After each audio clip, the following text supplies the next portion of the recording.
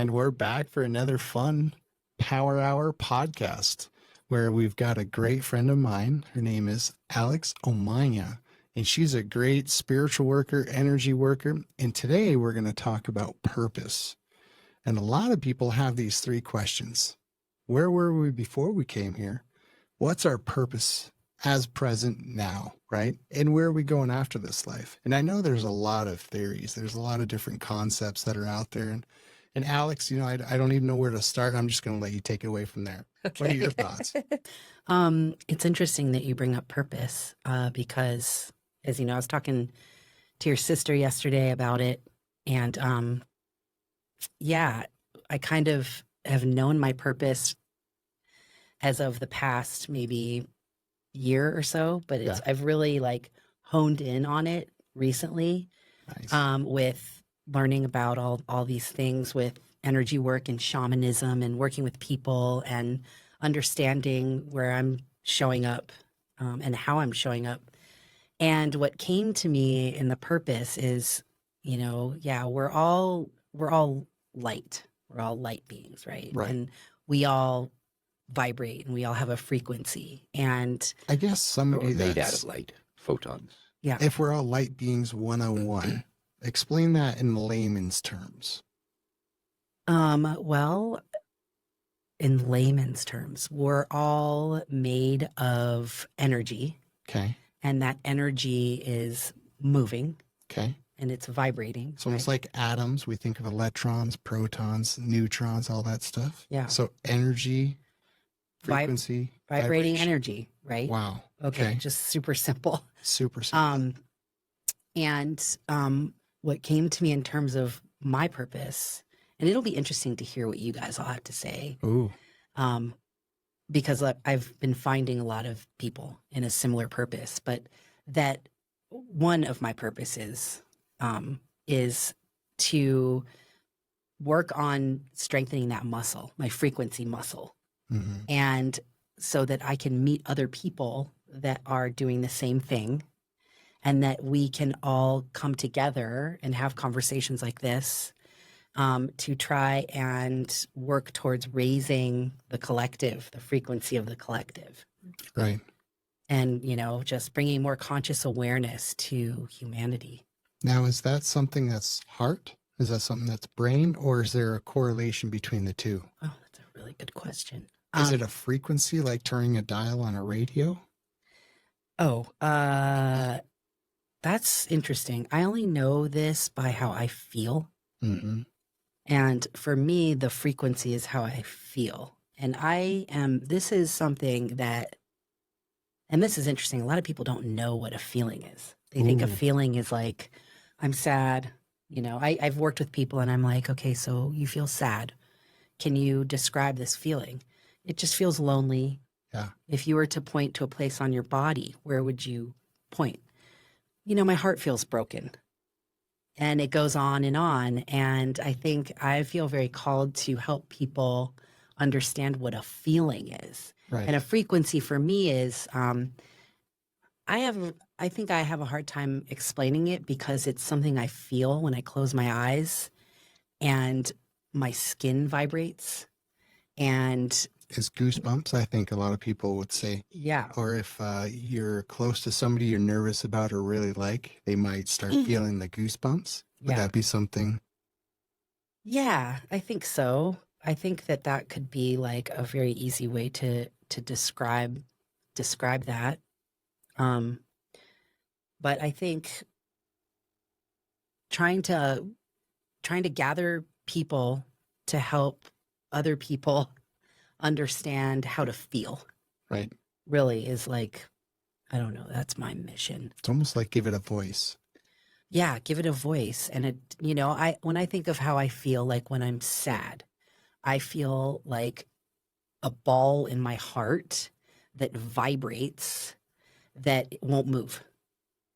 And for me, what happens is it stays there unless I physically move and get that energy out. It's just energy, right? And when I make space and I get that energy out, then I'm allowing more light in, more information. I'm forming a new way inside Right. in formation. Ooh. You're releasing a certain amount of energy from your vessel to allow more lighter energy, because now you have more lighter energy to receive it, because you've let maybe negative stuff out to allow positive stuff in, as an example. Yeah, exactly. And Tiffany, I know you're a fellow light worker in this sense of terms. And what's your take on that? Well, I love how you're breaking down the words, because I think that that's a huge part of what we don't realize affects us, right? Is like even responsibility, the ability to respond, you know? So I love also that you're explaining, that you can't explain the feeling, because I've recently realized that I didn't know what unconditional love felt like. And when I was in a space where someone was actually giving that to me, I wanted to run away from it because it was too calm. My entire life has been chaotic, right? So I'm used to sitting in that space. So what I finally, through some very hard experiences, learned is that it's okay to be in a space where you're just like, And I think that especially with men, they're taught so much not to allow feelings to manifest, that they're holding on to a lot. And I think it's our duty as women to soften more so that we can help them have that space to feel. And especially to come into these feelings that they don't even know how to feel because they've never been allowed to feel them. Yeah. How do you teach someone something they've never experienced before? Yeah, I think maybe it's not necessarily that men don't feel, it's just that conditioned, we honest, even DNA-wise probably, to hold things back. Right. Yeah. And then that's essentially what I mean. Yeah. But I guess, so the expression, well, that's what I'm saying though, for someone who's in a relationship with someone who's very, stoic, or, they're in there, right? But how can you actually help them into a space where they can actually learn to express feelings, because they're so used to just saying, I'm fine. Yeah. And I think that's really our biggest challenge right now as we strive to bring more conscious awareness into the collective is, it really stems from it allowing ourselves to release those things and bringing more of that light in, so that as we embody more of it, we essentially free up those around us to do the same, and creating spaces where especially men can come in and feel safe enough to emote, right? Have their, let some tears come out, or scream or yell, or just allow that, because we all know, anger, right? It's a secondary emotion. There's typically a hurt or something in there that is causing that to come out. So when we can help each other into those spaces of allowing that expression, that's how we help each other release those hard balls in our heart and allow more of that divine, beautiful, unconditional love to fill us up. And I think that's how we elevate the collective as a whole. I think with men, it might be baby steps. Oh, absolutely. Yeah. But, just saying, ask and you'll get the, well, I'm fine. And then say, okay, but I just want you to know, maybe I'm around. I know you've had interesting experiences. I would like to hear them, but only when you're ready. I'm just here and talk out of love.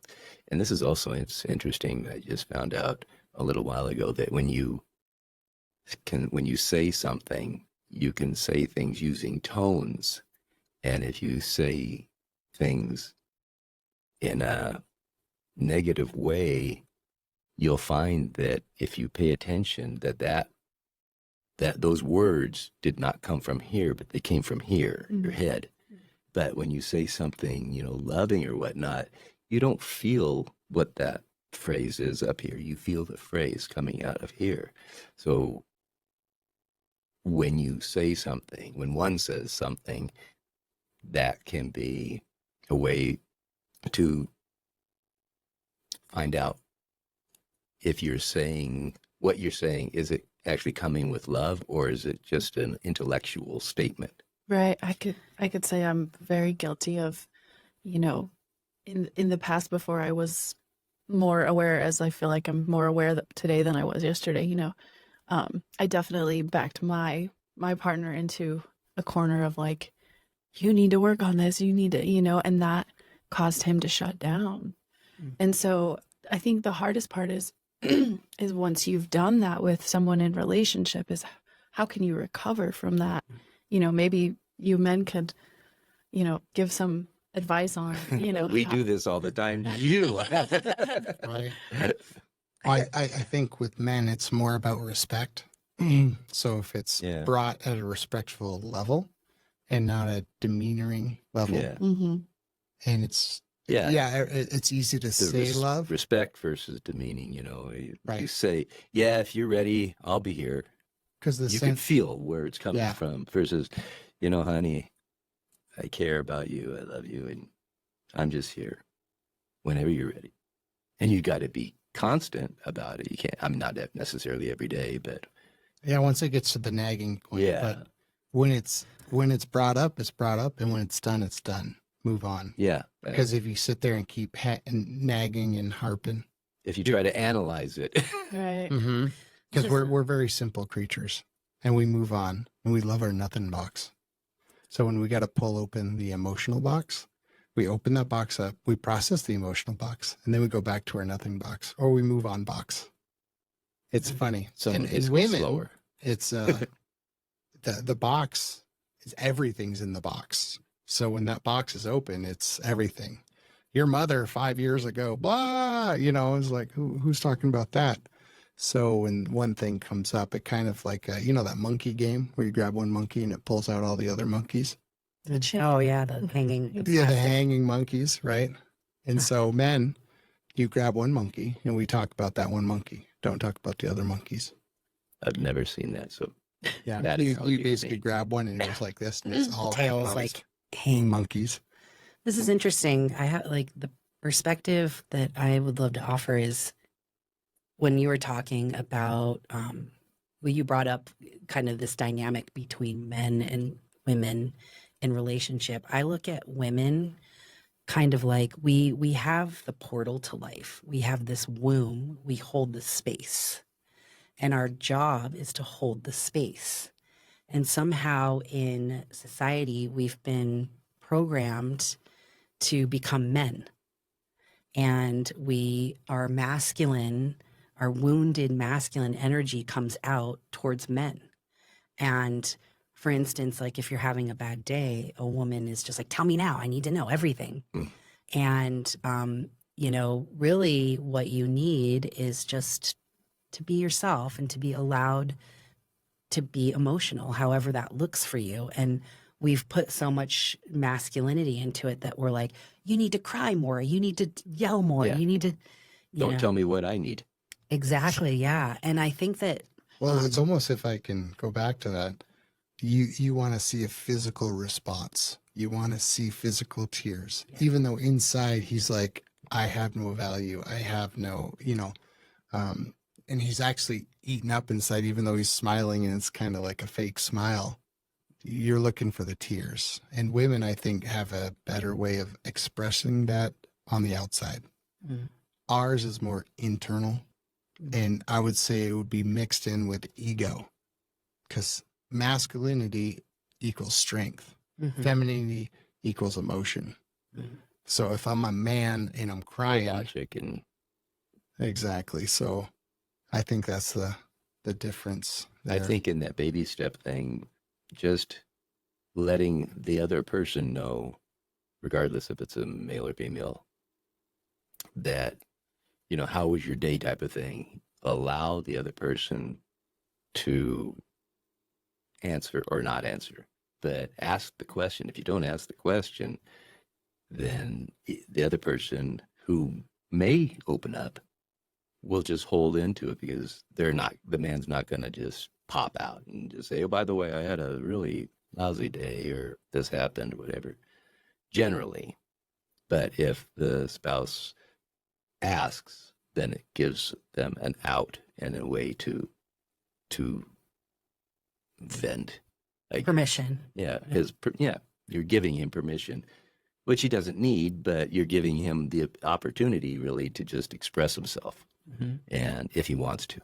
Mm-hmm. And most But if you're saying, "Tell me what express- happened today," I'm looking for whatever, then that's going to shut him up. Yeah. And a lot of men don't know how to express that. And like you were kind of mentioning before, how do you express something you've never felt? Express how you love me or whatever else like that, right? If he's never felt love, how's he going to express it? He's going to go from movies. Hollywood would say, you get some chocolates and some flowers. Let me build you things. Let me build you things. And so men are typically builders by trade, by heart. And they also want to protect. They want to protect. So I think like allowing a man to show up as a protector and not having to be like, I can do everything. I'm a woman that can do everything. I don't need you, Yeah. I feel like men want to be needed.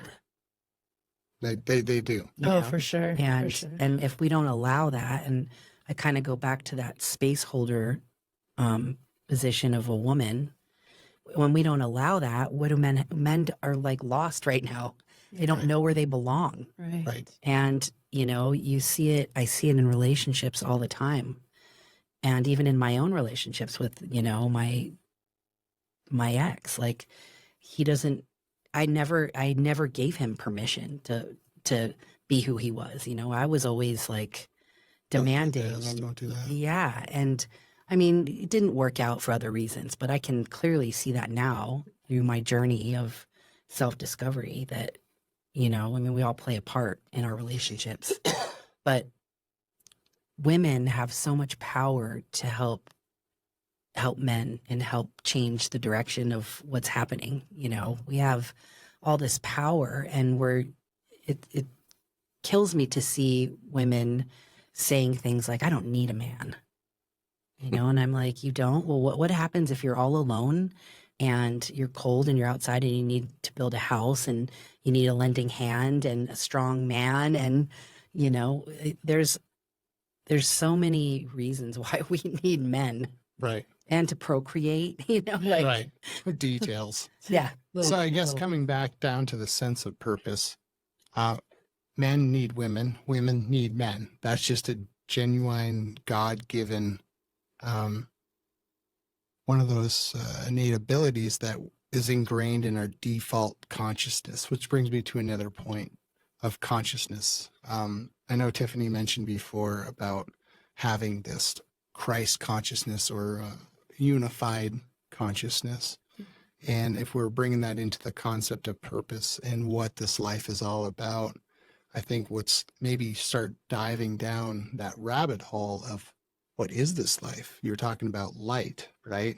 Phonetics, of phonetics in the sense of words. By the word was everything created. What do you think we live in? What's tangible? What's real? What's not real? I mean, I think nothing is real. Ooh. And I think everything is real.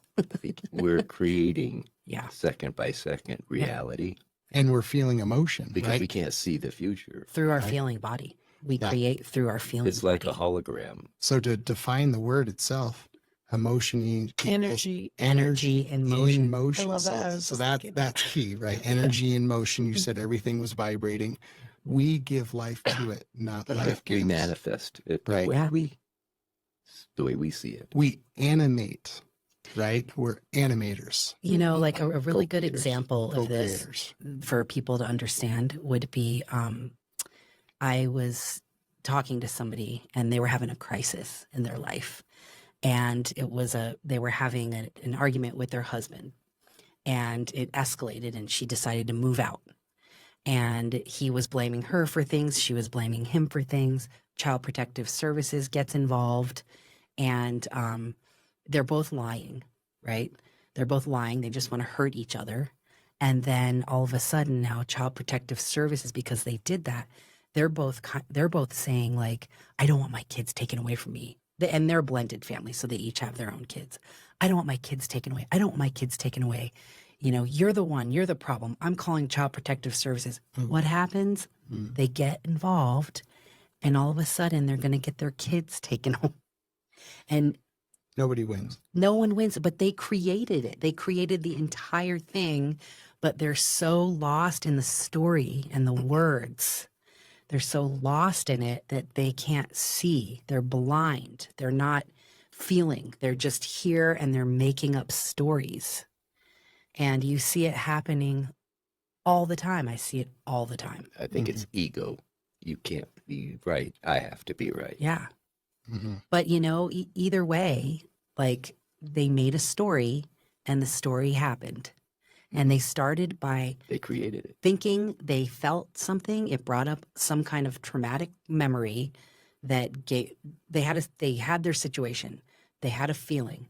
The feeling was from a traumatic memory that programmed them a long time ago. They made a whole story up about that feeling, and then they verbalized it and made it real. That's so You know? interesting to sorry. Have you guys ever heard of the Conversations with God Yeah. book? Yeah. So as you're talking about all of this, and also with I think the last time we were talking about the eclipse and stuff, and it's really making me think about how, you know, if we really are these co-creators of this reality, and we're co-creating in real time. If you look at the prophecies and the things that, you know, we're all looking at and thinking like, oh, this stuff is happening. Well, what if those stories have just been told to us in order to make us manifest that Self-fulfilled prophecy. self-fulfilled prophecy? So that leads me to, you know, if this is a simulation, a game, how do we take control of that? How do we say, I am not going to manifest your apocalyptic end of the world? That is not the reality I'm creating. Right. You play with the rules instead of by the rules. And you have to know you're playing. You have to manipulate the fear. So is that kind of what you guys were mentioning before we started recording about the finite and the infinite games. Yeah. Mm-hmm. So if we say, let's call it a video game, we're in this virtual third density video game. Are we interfacing inside the program and then a light goes off where you're like, wait a second. It's almost like you're looking back through the screen to the guy that's got the joystick. Yes. And you're like, I'm not doing, he's turning right and you're turning left and you're looking back and you're shaking your head saying, no, I'm my own sovereign being. I'm not a straw man. And that's kind of, if we were to go down a different rabbit hole, that would be like birth certificates, social security number and all that. That's representation of your corporation. And now we're bringing back our sovereignty, if that's a word. sovereignty. Sovereignty. But sovereignty sounds a lot better. Totally. It gives it its own creation there. And if you were to take that concept, Alex, is there any kind of stories or books or something that really rings true with you? Yeah. I mean, Finite and Infinite Games by James Carse is a really good book. Wow. And then Recapture the Rapture by Jamie Wheel. Two really good books, kind of about Finite and Infinite Games is fun because, you know, it's sort of a mindset of gameplay. And like you said, you have to be aware that you're playing the game if you're playing the infinite game. The infinite game can play the finite game, can play by finite rules, but the finite player can't play the infinite game because he doesn't know. Two different levels. Yes, exactly. And the finite player doesn't know that they're playing the game. Give me an example of that for the audience. So it would be like somebody who is always a victim in their life, who goes around and thinks that, you know, they are not in control of their reality. We all know people like this. So that's a real basic example. Versus somebody who is really good at manifesting what they want, who understands that fear of like scarcity mentality is the biggest lie ever told, Right. you know? Yep. And so when you're more open and you go around and, you know, I told this story. I don't know if I told it to you, but I was in a community of people in Sedona and we were trying to have a gathering. And all of us have read this book and we kind of talk about it. And one of the Forest Service people came and we were more than 25 people, which isn't allowed on BLM land. And her name was Officer Powers. So it's like you were breaking the rules of the game. And she came in with the fierce power. You can't be here. You're going to jail if you don't leave. You need to take down your structures. Your structures can't be here. And some of us got trapped in this finite mentality of like, oh, she's wrong. She's wrong. She doesn't know what she's talking about. These aren't the rules. They went on the internet. They looked up, you know, all the codes for camping, and she's, you know, this whole back and forth thing. They wanted to march down and confront her and fight for our place. And we all got together and we referenced this book and we were like, wait a minute. This is a test in the simulation. Officer Powers is a character. So what is it that she wants? And we figured out she just wants us to leave.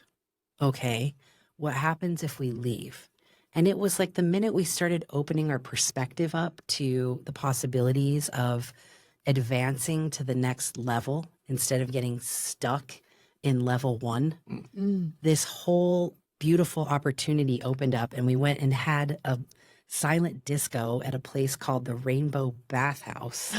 That's like you know, a psychedelic like heaven. In Sedona? Mm-hmm. Yeah. Mm-hmm. And so and Upper Sedona or? the Rainbow Bathhouse is like I can't remember where it is. But anyways, all night long we were just like, thank you, Officer Powers. Officer Powers gave us this like amazing gift. And so, you know, it was like playing that game of infinite potentiality.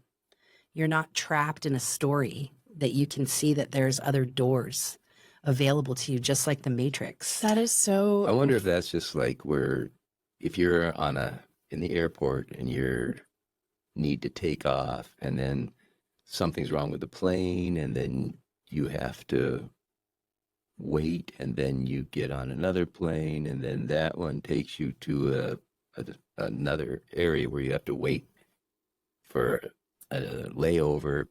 But during that layover, you actually meet somebody that just in a synchronistic way happened to be that you were someone who was able to provide something to somebody that needed something.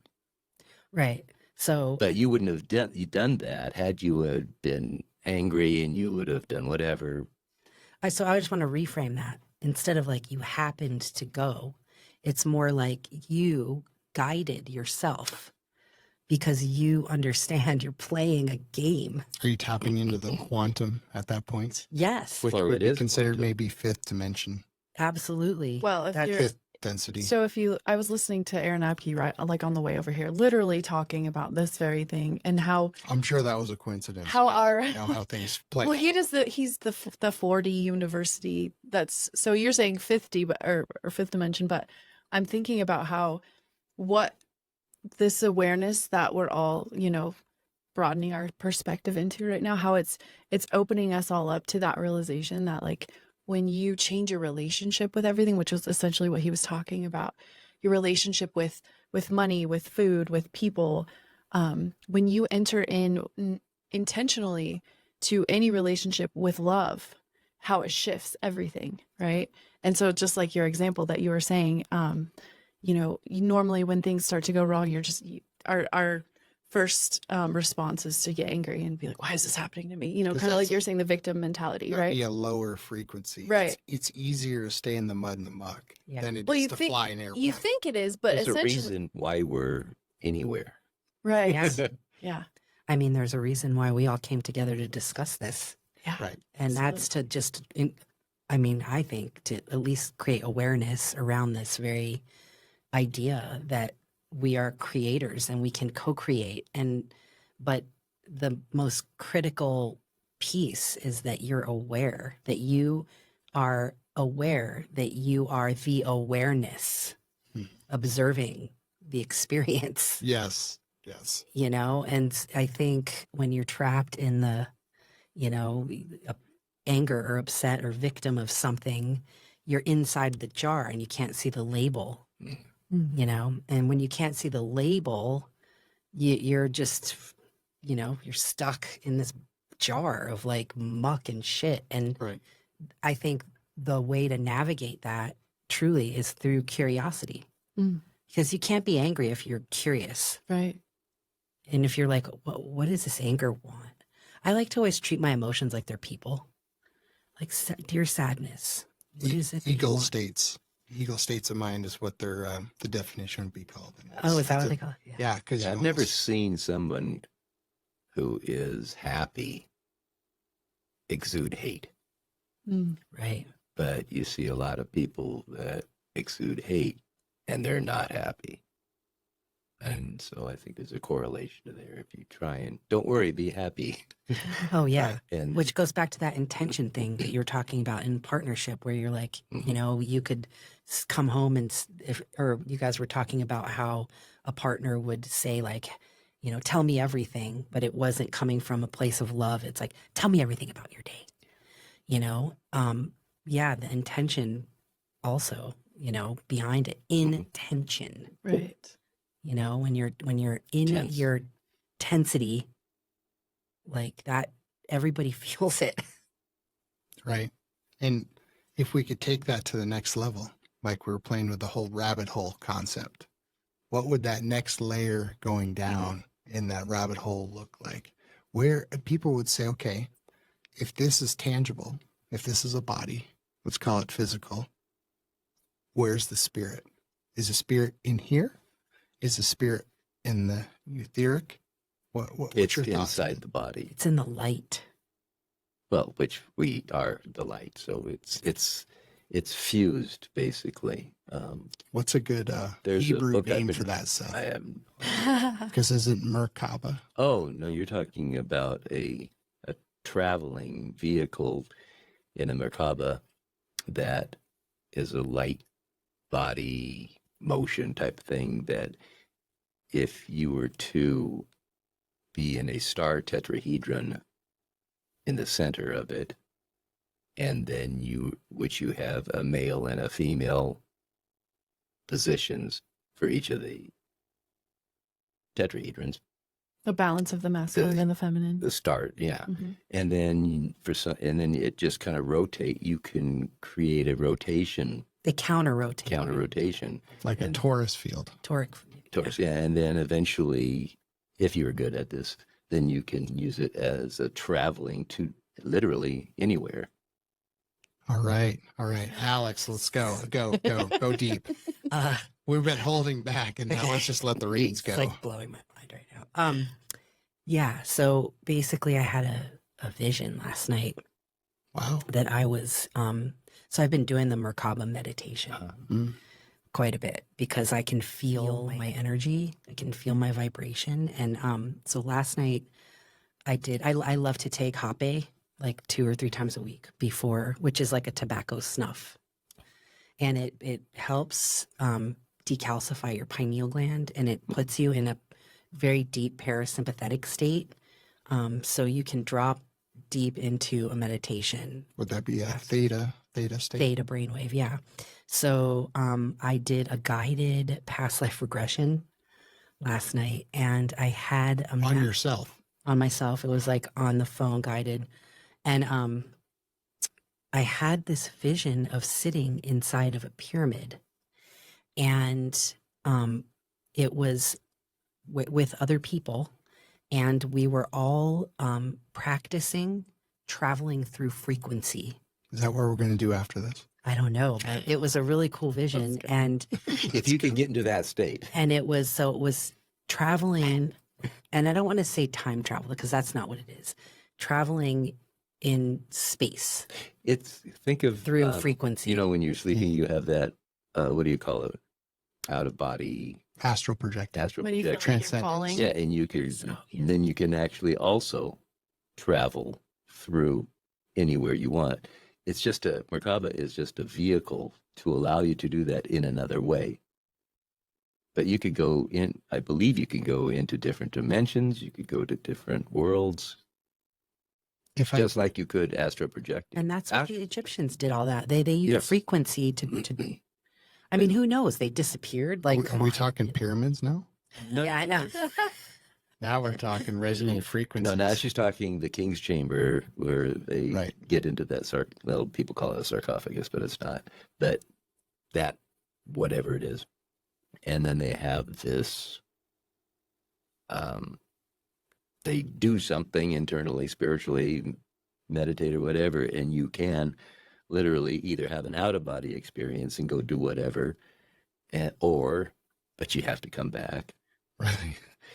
Or you can just lay there and there's a lot of energy that's coming in. So it's like an amplification chamber. Think of it like that. I hear Robert Edward Grant talking a lot about that, about sleeping, spending the night in there. He just came back from.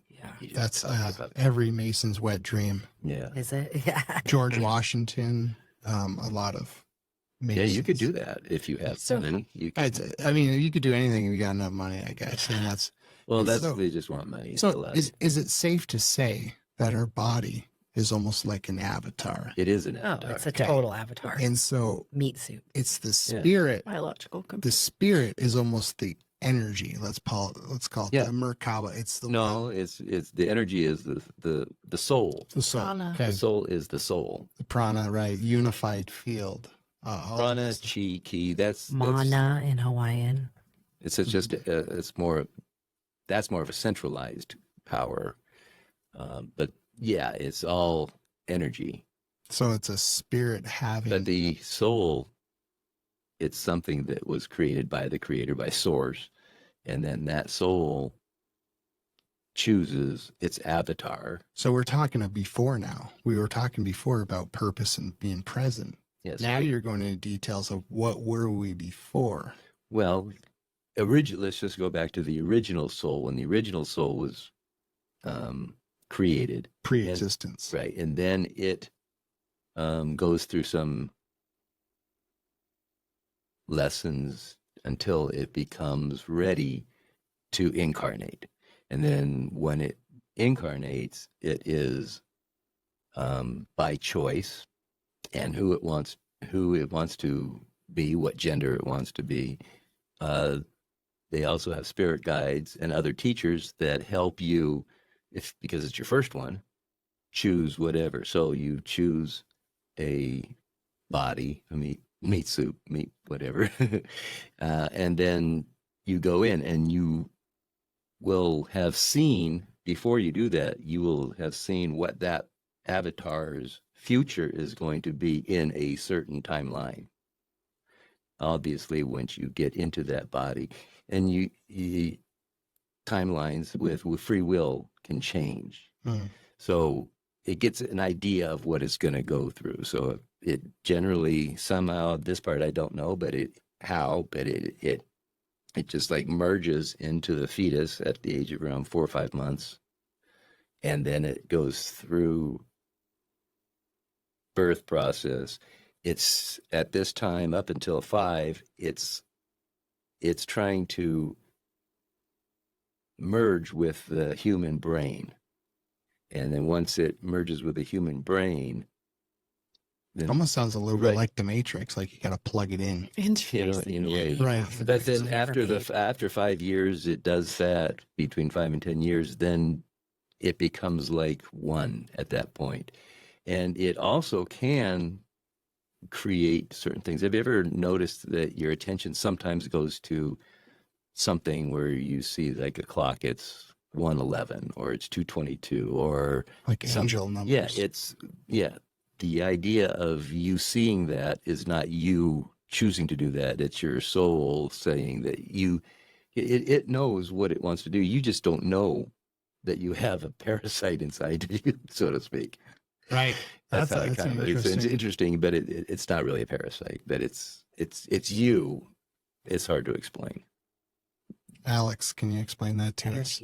Or we need some feminine version of this. Speaking about where the soul comes from, No, how, well, or how it's developed into the meat suit. okay. In my perspective, Or how the combination of how the two meet and how they merge and how do they stay merged until death when they finally leave. right? How do they stay? Well, through purpose. Mm. That would be my intuitive.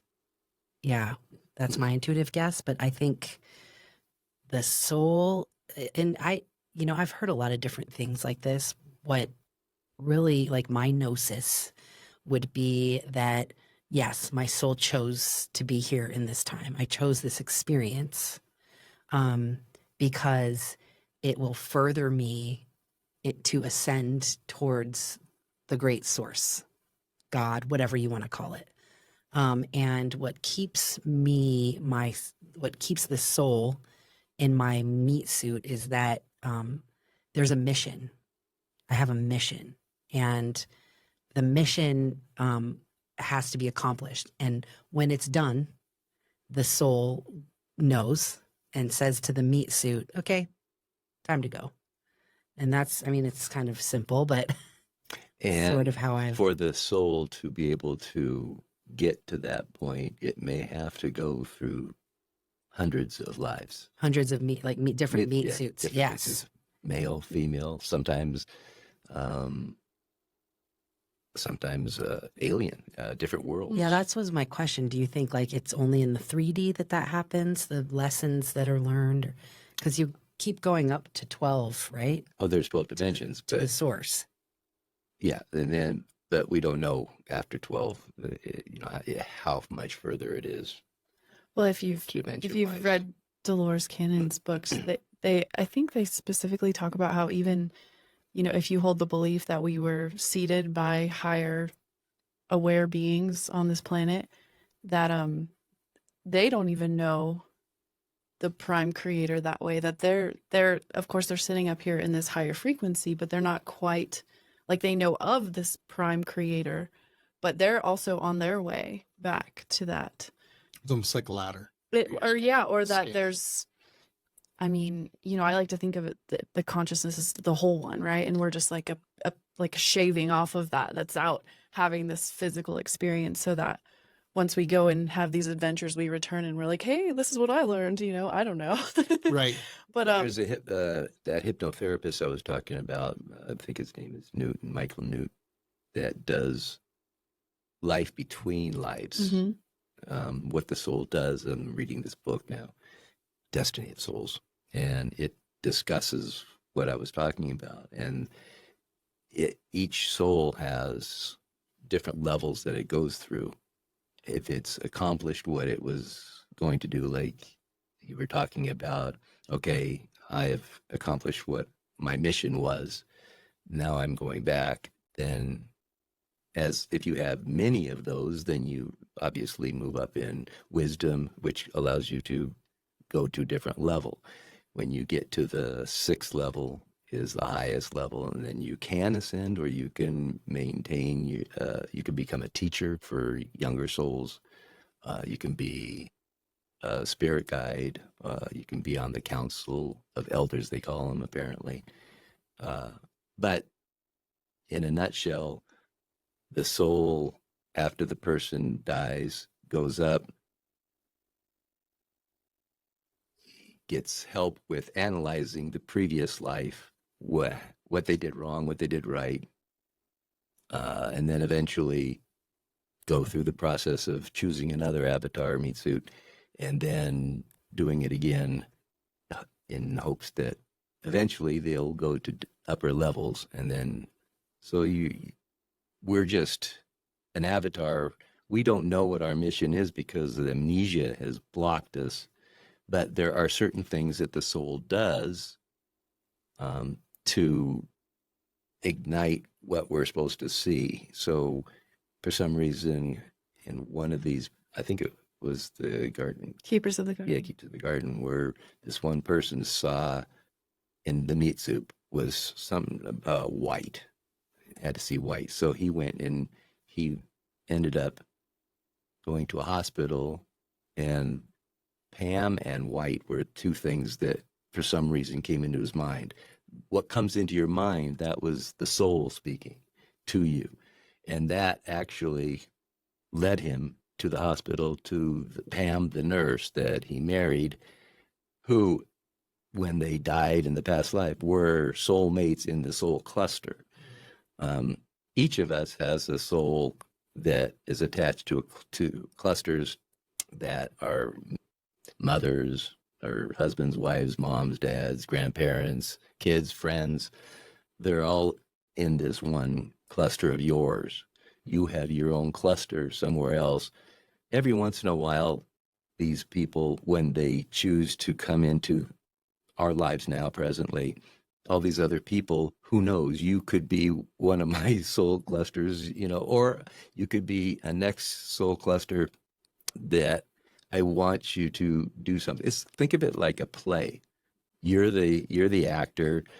All these other people are Sounds like supporting Shakespeare's phrase there. actors. We're all actors in the same play. And you come to, and then when you die, all these other souls that were waiting for you, hey, job well done, all right, hugs, claps, and the way they speak, it's like literally they're hugging or clapping, they're cheering. There's a lot of love. There's only love. That's all the good stuff. There is an aspect of the bad stuff where if you choose to do something in that Mitsu avatar, and that person ends up being like a Charles Manson type of a person, then when you finally die, instead of these colors that go from, white to yellow to red, green, blue, Spectrum. violet, which is the highest level, then you have black. And that is where you have so much negative energy that it goes to its own little area where there's a lot of people that throw energy of love and whatnot, trying to remold that soul's energy until it can become whole again. And then once it's whole again, then it can come back to the cluster. But everything in the spirit world, where the souls live, is so beautiful. And the idea is the source soul go through a bunch of lives and then go back to source. So That's in a nutshell. Yeah, and if that's the case, and we're like, if you look at where we're sitting at right here, having these conversations, and we're this awareness that's realized, okay, hey, I see you. You're trying to steer me down here, but I'm gonna go off and do, well, what is the, like, where we're sitting right now? What's the end game of this in this lifetime, right? Like, do you guys have any insights on, what are we doing? Well, I know you also are told. So Yeah. I are dying to hear. I know you're holding back. Okay, so what your question was, what are we doing Well, I just think, in like, terms of to think of, like, to bring it to the here and now, right? Because, like, that's, that just pondering that, right? Because I'm in the same line of thinking. I've read, Dolores Cannon books, and so I share a similar, like, okay, so we've been having these experiences over lifetime. Now we're finally, even though we're in this amnesia state where the veil is, so dense that we can't remember every past life, we can't, or consciously remember, right? But we all know that these bodies still have these cells that have stored information in them. Mhm. And you were mentioning about Lemuria earlier, which is that's something that I also very much resonate with. The story about Lemuria is that they basically, ended up blowing themselves up, right? And so Another catastrophe. yeah. And so in one of the books I read from, back to the past life regression stuff, they're basically saying there was a group that knew that this was going to happen, but they decided to stay here up till this very moment where we're sitting in this reality right now, in order to be like a bridge, a conduit to help others move through the possible destruction that this reality is headed towards. and teach and the new and plant the seeds for the new, Right. right? Yeah. That's why So weird. But My wife wants to go to Mount Shasta to visit Tellus. Yeah. We'll go to the sixth dimension and find Speaking of woo, Let's go Just visit a Moo. Damo. woo. I doubt. is it woo? I thought it was No, moo. it's moo. It is Yeah. moo. Yeah. Yeah. So I think that we're here. What are we doing here? That's what you Yeah, like obviously, yeah. I think we're unique, right? And then you go into the, hominids being crossbred by starseeds, right? Or, I think we're a unique species in that we can create our reality. And I don't know a whole lot about other species. I'm not well read on that, but I think that we have this beautiful gift of feeling. Our feeling body is like it's like our brain to create. And I think we're here to express God's vision of what he thinks we are. That's what I think. Anyway. Yeah. Right. And I think because we are all like irreducibly, uniquely individual, it makes it extra special because when we express ourselves, our creative like ways through art or, your healing modality or whatever, you get to shine the light of the source into 3D, into a tangible thing that people can see. I think of it as like before you build a house, you're going to do the blueprints. Yeah. And so you get to put that emotion into the blueprints. I want a bigger room. I want this nicer carpet. And you're getting excited about it, right? Yeah. And then from that paper, it transforms into a house that you're going to live in. Yeah. And so. And it's a gift. It's a Right. beautiful gift. And I see people using that gift in such a negative way all the time. And so I always feel very called to help people understand that like your thoughts and your words and your feelings become your reality. And so to pay close attention to, being good at responding. And I think that's a great place to kind of leave this episode on is kind of looking in and giving an emotion to everything that we're constantly feeling. And sometimes we shove those emotions down. So to stop and think about it consciously, almost talk to yourself and say, Love yourself. It's okay. Love yourself and Yeah. have that come out. And so that's probably the great message to leave at this episode is, not only love yourself, love other people. And sometimes it's easier to love other people than it is our own selves. So, I just want to add one quick thing to that. Yeah. And also to love yourself where you're at. Right. Like if you're in a dark place and you're angry and you can't just be happy. Right. And to just meet yourself in that space and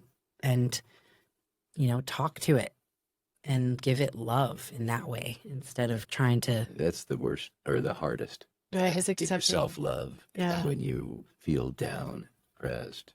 But when you go into the dark, right, like black absorbs light, that's where you find the light. Right. You don't find the light when you're frolicking about, Right. You find the light when you're going through the shit, Right. The sour and with the it. sweet. When you're able to just be with it and Yeah. accept that's Right. the state you're in. Well, Feel Alex, joy and you'll see joy. right. I really appreciate you bringing that and shining that light on us. And I mean, I see Tiffany's big smile over there and Seth's big smile, and we really appreciate you coming. Oh my God, yeah. It's, Anytime. Anytime. Yeah. Well, we definitely want to have I hope I back. could be a regular. All right. Thanks for coming. This is Alden Antonuci with Extreme Power Hour Podcast. Stay tuned for the next.